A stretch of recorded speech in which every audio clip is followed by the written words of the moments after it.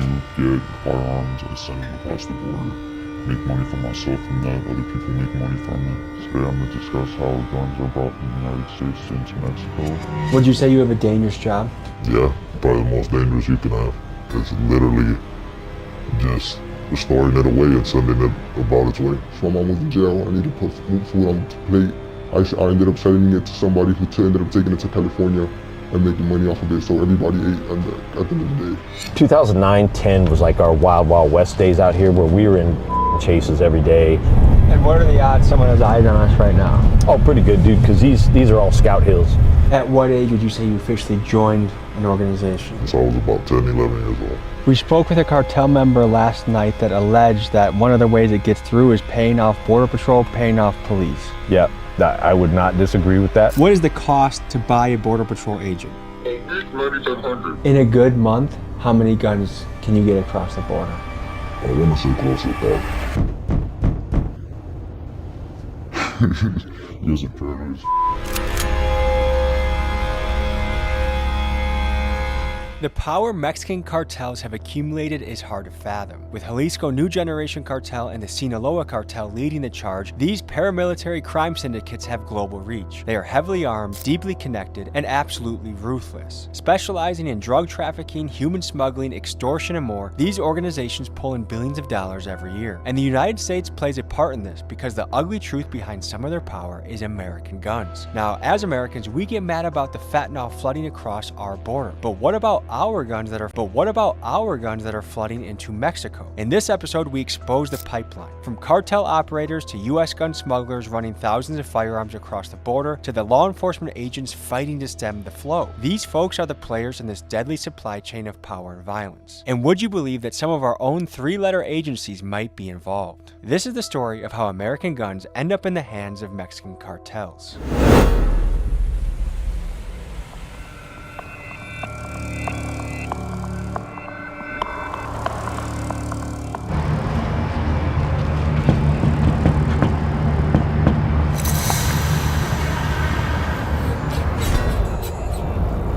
What's up, brother? Good to meet you.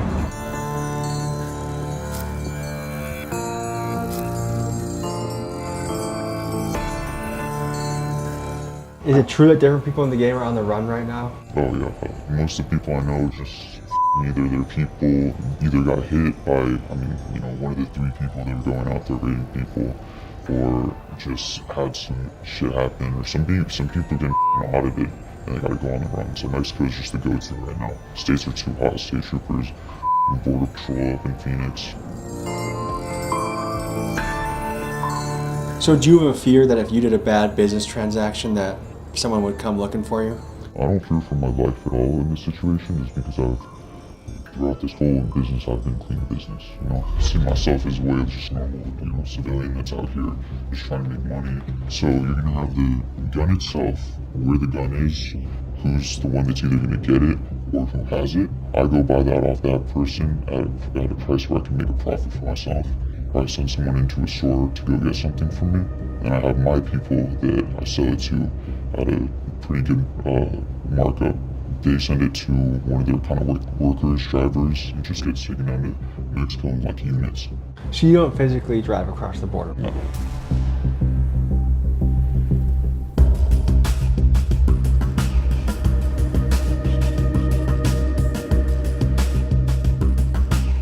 Would you say you have a dangerous job? Yeah, probably the most dangerous you can have. Because you're not just dealing with, legal issues, you're also dealing with territorial issues.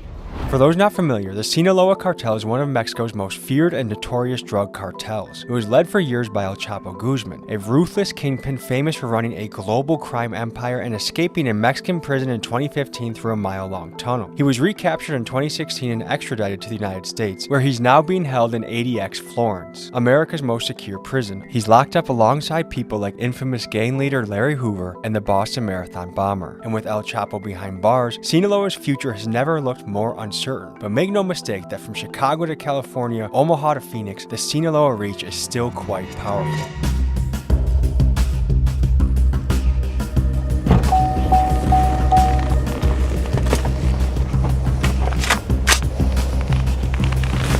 All right, folks, we have a sheriff pulling up from Pinal County. He's had a lot of experience in the field. We're going to be interviewing him as well. You have the wildest collection of patches that I think I've ever seen. If we interviewed a cartel member last night, what are the odds that he would be Sinaloa given the control they have in the area? If he's not Sinaloa, then he's risking his life.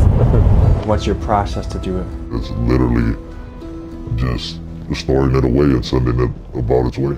And are you physically driving it in a car, or do you have other people do that? No, there's a chain of command and there's people that do that. You can go into a gun store right now and buy, your typical mini-me, something like that for $9,000. But if it falls out the back of the truck, I can get it for $5,000. Do you work for one primary cartel, or do you freelance amongst many? Just one. Is there any difference in how difficult it is to do business from the Biden administration to the Trump administration? There might be a couple hiccups, but it's all business. It's all the same. Honestly, it's crazy. I can't imagine the border right now. People are scared to go across more than ever before. The risk and the paranoia of it, because some of this shit is they'll load your car up with 20 blocks. And imagine trying to drive across the border, thinking that, and then if the X-ray's gonna pick you up, shit like that. I guess it knows that, Once the border got tighter, things are harder to get into America, you know what I mean? Was it actually that easy with Biden as president? I felt like there was a lot more things coming in. Is it noticeably more difficult now that Trump is in office? Yeah. Under the Biden administration, it was a free flow of everything. The people have stopped coming across so much. I mean, we're way down. I think we were at about 7,000 to 12,000 a week, and we're at 300 to 700 a week now. At what age would you say you officially joined an organization? Since I was about 10, 11 years old. He wasn't paranoid. There was a study done by the U.S. government from the Government Accountability Office that found that 70% of firearms found in Mexico traced their roots to America. Does that surprise you? That was probably lowballing it. You think it might even be closer to 80, 90? No, if anything, I feel like it would be a larger number. Closer to 80, 90% maybe? Yeah, probably closer to 90. How much power do the cartels have in places like this in Arizona? On the American side, they are very smart businessmen, right? They don't, they're getting a little more overt about their stuff, but you just don't have a lot of in your face like you do in Mexico, right? We don't have rolling gun battles here. Sinaloa holds pretty good control of our state. They have not given it up, and they've been here a lot of years. Are there people in America that are officially part of a cartel, or is that only if you live in Mexico? It's going to stretch all over the world. We'll just put it that way.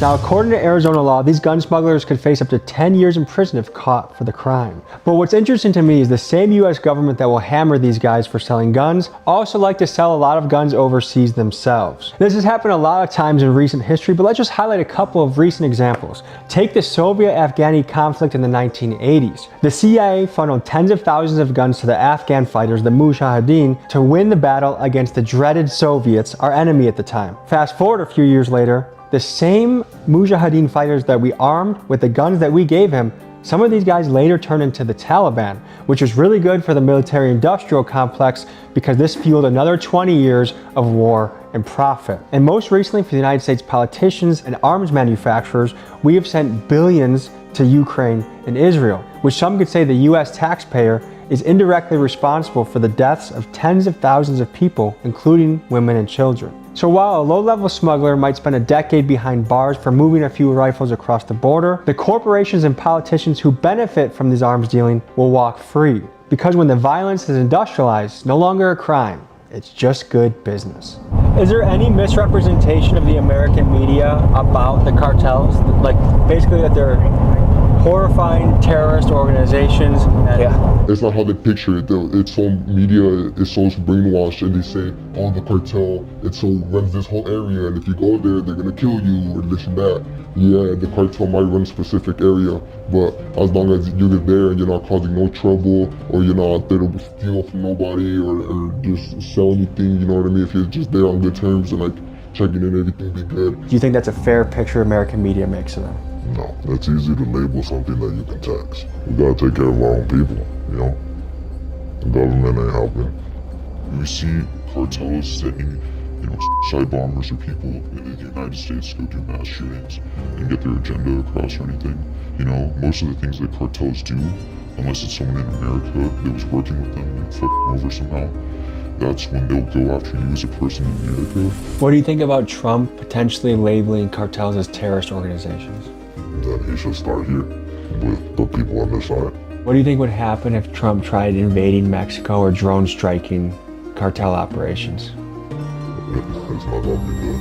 Currently in the news, the US and the Trump administration is considering using drone strikes against the Mexican cartels. But how do we know if these stories are biased, how they're being framed politically, if we're getting the right scoop on what we're being told? This is where the sponsor of today's video comes in, Ground News. What they do is they pull thousands of stories across the internet and compile them, and they rate the reliability of the story based off the political bias of the source, which is very helpful because they give us an indication of the reliability of the stories that we're hearing. Just take these stories about drone strikes. Most of the outlets covering this are center or lean right. And Ground News lets you compare these headlines side by side. Take this left-leaning source that says drone strikes will lead to another Vietnam, and take this right-wing source that gives the counterpoint that cartels are using drones to spy on US troops. One of my favorite parts about Ground News is their blind spot feed. What it does is it shows me stories that I might not receive based off the biases I might have or how my algorithm is structured, and it shows me more of a full and complete picture of what is happening in the world. Ground News helps me see through the noise, see through the bias, and help me be better informed. If you subscribe using my link or QR code, you get 40% off their Vantage plan, which is their most robust plan on the site. Go to ground.news/TommyG to get a better handle on the news you're receiving.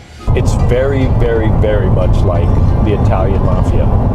They are very family oriented. I can tell you from the Mexican side of my family. We have family gatherings all the time. We have carne asadas. We get together and play loteria, all this kind of stuff. The difference being when they go to work, it could be to go skin somebody alive that's their enemy, This road in particular is a major smuggling route, and I've had a lot of chases on this route. And what road are we on right now? We're on Stanfield Road. These mountaintops will have scouts on them. So all of these valleys out here can have routes where they are pushing people and product up, and they use those routes. The scouts guide the loads. When they get up here to kind of the civilization, that's when they'll hit these regular routes, blacktop routes, on the freeway, shoot up into Phoenix, because Phoenix becomes the hub. And what are the odds someone has eyes on us right now? Oh, pretty good, dude, because these are all scout hills. Why is torture used so often amongst the cartels? Pain is the best teacher. So you're a runner, go to a gun store, get it. Let's say it's me. If I get flagged, okay, that's a mission that went astray. If not, how often would you send a guy like me to get it again and again and again? I mean, I've had people that, you wouldn't believe the number of stuff they cut out under the name. It's really kind of strategic in a way, because the way the background checks work is it will show up as, either a pistol or a rifle. It doesn't go into the system as that specific firearm unless the ATF is flagged and involved. You could have someone go store to store, get 5 guns in their name, just one day, clean record, all that stuff. But you have someone in your family that has died from gun violence in Mexico. Yeah. Do you blame the guys in America selling the guns? I don't. I just blame the shooter, really. How do you feel about being involved in a business that arms the cartel? It sounds worse than it is in a way. I mean, you think about it is, what I'm doing is basically doing what larger corporate companies have done with other third world countries. Taliban has all guns made in the USA. What I do is I still make those people money. The big corporate, big gun industry still gets money from me, but I also make some money myself in a way by just doing what they're already doing, but on a smaller scale. Even if I stopped what I was doing, someone would just come and fill in for me. Might as well try to make my money that way, and it's something that's happening in a whole different country. So gun smugglers will risk prison time for a few $1,000s of profit a month. But what about the big players in what some would call the military-industrial complex? Let's just look at the Russia-Ukraine war, for example. Lockheed Martin's stock hit an all-time high. Raytheon's production lines are going off the charts. Billions of dollars in weapons have flowed across the Ukraine border and across the European nations that are gearing up, looking to refill their arsenal in what has proven to be one of the biggest spending sprees in defense since the Cold War. Now this is where the gray area comes in. Is this right? Is this wrong? Because whether you look at Ukraine, Israel, Afghanistan, One man's freedom fighter is another man's terrorist. I don't know the answer to all this, but what I do know as a tax-paying citizen is what I've gotten out of the deal are dead soldiers, civilians, destruction, a bad reputation globally, while these companies in the military-industrial complex have reaped the profits in the billions. Well, I don't think the gun manufacturers make the guns to give to bad guys to like rape, pillage, and carnage their own countries. So I don't think that's a good way of looking at it. What made you choose this job over anything else you could have done? Honestly, the thrill of it in a way, and just a large interest in guns on my part. The money's there. I got lucky with, finding some people. Honestly, I think this is a lot morally acceptable than drugs, safer than drugs, less corrupt, less dangerous, My mom was in jail. I needed to put food on the plate. And then once people started offering me guns for product, and like tremendously, like no product was like damn near getting a gun for free, that's really what changed my eyes, because of some kid who went and robbed a car and found this a gun in the car, and he was scared to have it at home. So he came to me and he said he didn't want that. He'd rather have a little bit of weed. How much weed do you think you gave him? Probably like 7 grams. And like that same night, I ended up selling it to somebody who ended up taking it to California and making money off of it. So everybody ate at the end of the day. 2009-10 was like our wild, wild west days out here, where we were in chases every day. Load vehicles, stolen vehicles going south. So they would go to Phoenix. They could have a stolen vehicle out of West Phoenix down here within about 40 minutes. And so they would run stolen south. They would cross them over because there's parts of the border just south of us that are just barbed wire fence like this. So they would cut that shit, drive across, and drive the stolen into Mexico, load it up with dope, and then drive it back northbound under the dark of night. And so we would be out here in night chases with them, going after blacked out vehicles, chasing them through the desert, trying to get them before they got to I-8. The scouts would all coordinate their movement. So we would have counter scout operations where us and Border Patrol would work together to try and take the scouts off the hills when we knew loads were coming, so that they were flying blind essentially. And then under the last presidential administration, it was so wide open that they didn't need any of that stuff. Nobody was stopping them. So, and there were so many of them that there was just a flood of people coming through, a flood of dope coming through. Border Patrol was tasked out in all these other areas. It was like Thermopylae for us, man. I mean, we were up against, tens of thousands of people, and it's really not even our job, right? The immigration piece is not the sheriff's job, but we were stuck with a lot of this stuff. Our military was essentially teaching other countries how to defend their country, right? And guys, we gotta cover some more cartel history, because American guns are not the only thing that the United States has contributed towards the rise and dominance of Mexican cartels. Let's take you back to the mid-90s to Fort Benning, Georgia at the School of Americas, where for decades and still today, this was a place where Latin American military forces were brought to practice skills in things like urban warfare, interrogation tactics, and psychological warfare. The School of Americas has since been renamed due to many former students committing various coups and human rights violations across Central and South America. Classes here are taught in Spanish and oftentimes led by U.S. Green Berets. One of the groups that was trained here was GAFE, one of Mexico's elite special forces groups whose job it was to raid high-value targets and combat narcotics operations. In the 90s, about 30 of the GAFE guys eventually defected from the Mexican military to work for the Gulf Cartel, which they later left to create their own and one of the most feared cartels of all time, Los Zetas. Now, the majority of scholars agree that this was not some CIA psyop on purpose, but rather an unintended consequence on the part of the United States. However, there are known cases of former special forces guys being put on cartel payroll to teach their soldiers and sicarios advanced tactics. Just food for thought as we look at the history of how some of these cartels came to be. What's been your biggest month in revenue so far? I think the best run I had is I made 70K in 4 months. How did that feel? Amazing. I never felt that level of accomplishment before in my life. Have you ever been visited by a 3-letter agency? Allegedly. How was that? Pressuring in a way. One of the things you want to do with that is you want to have them talk to you. Doing that, I was able to find out in a way what they knew about me. Where also I reflected where I went wrong, other factors, and how much they knew. So you kind of stayed silent and let them talk? Yeah. this is the Obama solution here. So someone could be camping out here and someone's hustling a load. Yeah, and we've had that happen where there's been people out here either hunting or just camping for a weekend, and they'll have a stolen vehicle in the middle of a chase, run right through their campsite and blasting up here to the interstate to get away from the cops. And so this whole area is kind of, again, just like the other area, all the high points, you're gonna have scouts. There's usually scouts on this hill, and there's scouts a little bit deeper in, and so they're watching over the valleys. The cartel member we spoke with last night said that if drone strikes were taken against the cartel, we really escalated against them, there would be a ripple effect where they're gonna escalate the violence here and try and, do you see that as a potential chess move that really results badly for the American citizens?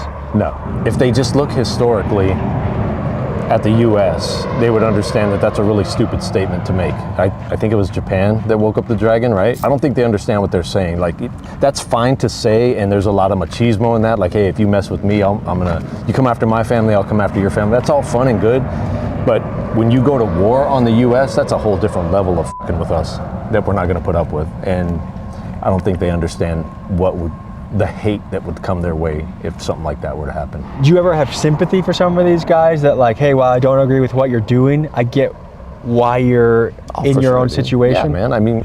Again, having a wife that's Mexican, there's some of her family that are involved in some of this stuff. I don't hate them. It's family, and they're doing what they think they need to do to get by. And again, it's all circumstantial, man. What you're facing in your life and how you're dealing with it, I definitely have sympathy for that. I don't think it's right for them to do what they're doing to get their money or to get ahead or whatever, but I can't fault them for trying to get ahead and do well for their family. People, I think, in American media, like, it's almost like these guys are monsters. Like, are these guys just normal people in a way?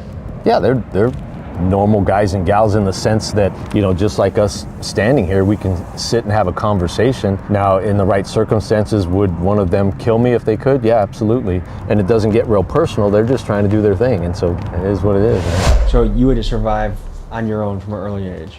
Yeah, well, I have my sisters, really. It was really my sisters helping to hold it down. Once I seen like the pressure put on them, it takes a toll on me, you know what I'm saying? Like, I'm the youngest of 9. When my mom was locked up and my father passed away, you know what I'm saying? It was really just me and my siblings.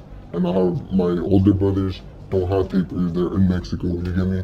And one of them already died. So it's just me and my sisters, and then I have a brother who really be on his own world. So I really had to like either step in or step out.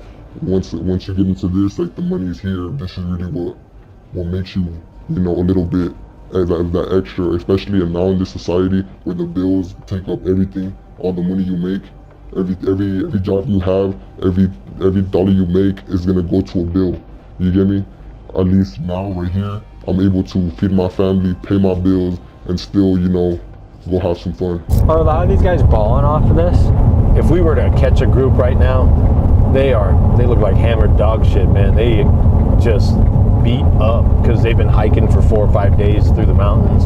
A lot of times they're drinking a concoction of like meth and fentanyl and cocaine, and so they're all wired up, not feeling shit.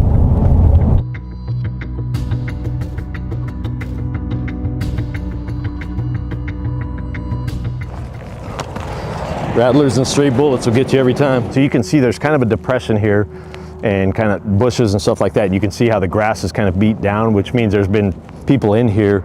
And then you'll start seeing the black bottles that's traditionally smuggler trash. They carry the black bottles with water all the way up from Mexico. There's parts in Mexico where they're buying all this stuff. They're buying the camouflage, they're buying the black bottles. And what goes in the black bottles? Water. They black them out so that they're not shiny, visible. And so you'll see them kind of scattered throughout here. You should start seeing some of the clothing and stuff. So they've, by the time they get to this point, they've already been backpacking for 4 or 5 days up from Mexico. Then they get here, and this is kind of their final staging point where they will kind of hang out and wait for a ride to come get them. And so typically speaking, this is where they kind of discard their clothing, discard any trash that they have, and jump in their ride and go.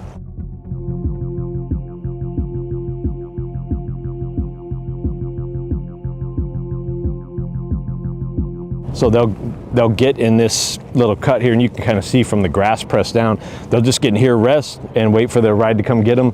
And I mean, we're 10 yards off of Interstate 8, and so car will pull up, give a signal, they'll jump out of this spot, go load into the car real quick, and then they're off and running. One thing they did start doing too is when they know that we are onto them because of the stuff they're leaving behind, they would start collecting it all into a trash bag or whatever, and then they would have one person take it off 100 couple yards away so that it didn't give away their position as much. Do you have any opinion of the new Mexican president, Sheinbaum? Like, has she changed things at all with how you guys do business? Money talks. So it's business as usual in Mexico, officials are being paid off, police forces are getting paid off, and business keeps going? Yeah. How hard is it to bribe a police officer? Here? Well, yeah, I guess compare America and Mexico. That's the same. You can bribe people here? Oh, yeah. What percent of cops in border towns in Arizona would you say are in some ways paid off? At least 3/4. At least 3/4? Oh, yeah. And how much does it cost to buy a cop? It just depends if it's a one-time thing. You know, you throw them a couple grand. And if it's an ongoing thing, you put them on the salary, you give them, you know, 3 or 4 grand a month. There's really that many American cops on payroll like that? We spoke with a cartel member last night that alleged that one of the ways it gets through is paying off Border Patrol, paying off police. Yeah, I would not disagree with that. I know from the years that I've worked that we've had compromised Border Patrol agents, we've had compromised officers. So same thing, they make a lucrative offer to somebody who is not making very much money, and people compromise their integrity for that. And have you ever had to fire somebody because you caught them doing that? Yep, we worked a case when I was working undercover. We had one of our guys that was involved, and we had to work a case on him and ultimately arrested him with the help of the FBI. Now, I'm going to throw out the number he said, which I think is kind of crazy, but I want your take on it. Right. He said, about 60-70% of the Border Patrol and cops. He's full of shit. Not on the U.S. side. The Mexico cops are more easily compromised, and on that side, it is the threat of violence, because way back when we talked to a compromised Mexico police officer, and he told us it was as simple as this. I was trying to be a good local cop. I was just watching traffic and I was stopping speeders, and I got blocked in by 2 vehicles, and a guy gets in the passenger side, and he said, "Hey, you know who I am?" And he said, I knew who he was. He was a local cartel boss, and he said, "Hey, we want you to work for us. All you have to do is not be on this road from these times to these times," right? And the guy said, "No, I'm not. I'm an upstanding citizen. I'm not part of your crew, none of that crap." They said, "Okay, here's a picture of your wife and family, and we have eyes on them right now, and you basically have 60 seconds to make your choice, whether you're with us or against us. And if you're against us, then your family's going to pay the price," right? And so all I had to do was not watch this road and keep my family alive. And so it wasn't much money at all, dude. You're talking a couple grand, and for that particular time, right? We think that he had done it more than that, but you're talking a couple grand is what he had compromised himself for. I couldn't believe and didn't quite buy the numbers that many U.S. Border Patrol agents or U.S. cops were bought and paid for by the Mexican cartels. So I called another Sinaloa contact of mine to see if he could add some insight on those numbers. Here's what he said. Would you agree with the stat, 60 to 70% of them? I would say like 80%. What? They either want drugs or money. Some of them don't even have a choice. If you say no to the amount of money, you know, like food, you don't have a f***ing choice. You feel me? We control you. I have a couple of them that go pick up my people and pass them over. You feel me? All you have to do is follow instructions. What is the cost to buy a Border Patrol agent? A week, $9,500. But remember, some of them would get a kilo. You know, some of them want some kilos, some of them want some yellow. You feel me? So some of them want money, so some of them drugs. Even after talking to this guy, I still doubt those numbers. I feel like these guys only come in contact with Border Patrol agents that are corrupted, so in their view, all of them are. But I just can't believe that the majority of Border Patrol agents are bought. I just don't think it's true. Let me know what you guys think in the comments. What you make in a day here is what you make in a month over there. My brothers live off $150 a month, USD. Let that sink in. I could make that in like in one cell. When you gun transaction, you give me, I could make way more than that in one gun transaction and send that over right there. In a good month, how many guns can you get across the border? I want to say close to 1,000. 1,000 guns? Close to 1,000. The cartel guy we spoke to last night claimed that in a typical month he might be able to get 1,000 guns across the border. You think that's credible? Yeah, that's absolutely credible. Is it even possible that he's downplaying it? Probably, yeah, because he's not wanting to get his bosses in trouble. So you have a few runners Yeah. daily going. Yeah. Is it with Border Patrol too? You can buy off Border Patrol? Oh, definitely. So like you have to, because obviously you don't just stroll up there and ask, like you have to meet him at a bar, you have to, like how do you initiate this? They're sent to train. What does that mean? They're sent to the academy. Tell me about the clashes going on right now. Are things fairly stable or is there a lot of battles happening? No, right? I mean, there's always going to be, you know, tug of war between powers. It goes through its dormant times. Right now it's active. The danger he's speaking of refers to the war currently happening within the Sinaloa cartel. Since El Chapo's imprisonment in 2017, the group has splintered, with two main factions now holding power. One is led by El Mayo, a co-founder of Sinaloa and some say El Chapo's equal. The other is Los Chapitos, led by El Chapo's sons, known for being younger, flashier, and more aggressive. Their turf war has triggered waves of violence, including this recent story detailing the deaths of dozens of teens in Mexico. And from what I've heard from sources close to the action, this fighting is not expected to end anytime soon. What attracted you to this lifestyle? Honestly, the adrenaline. Is it terrifying working for a cartel?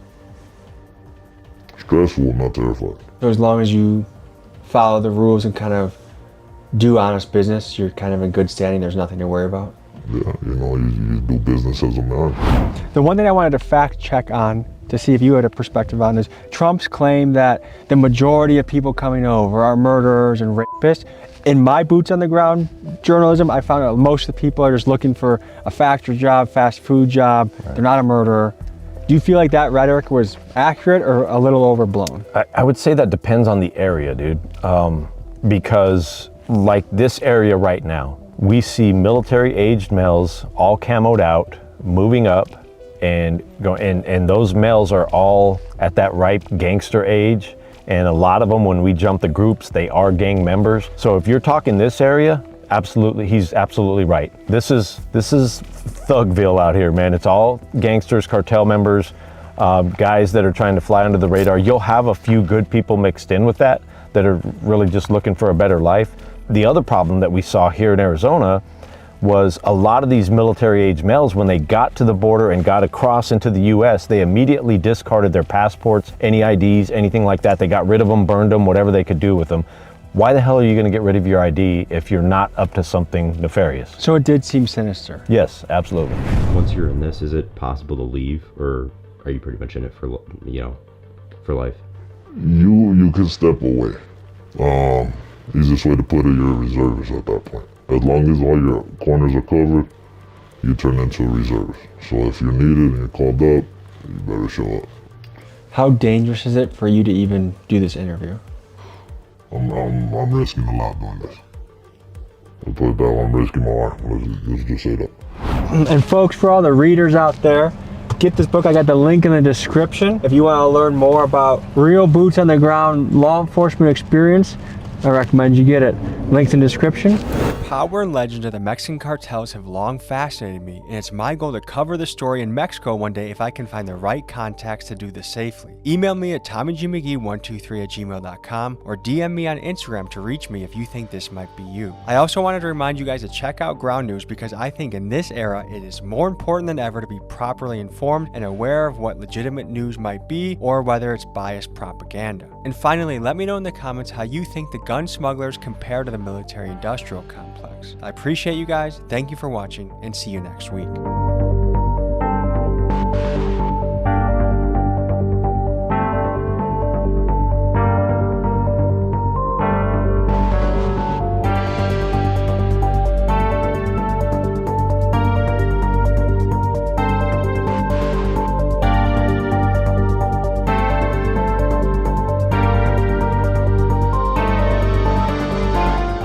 Folks, hope you enjoyed this episode. You want to watch another? Here. You want to subscribe? Over here. See you next week.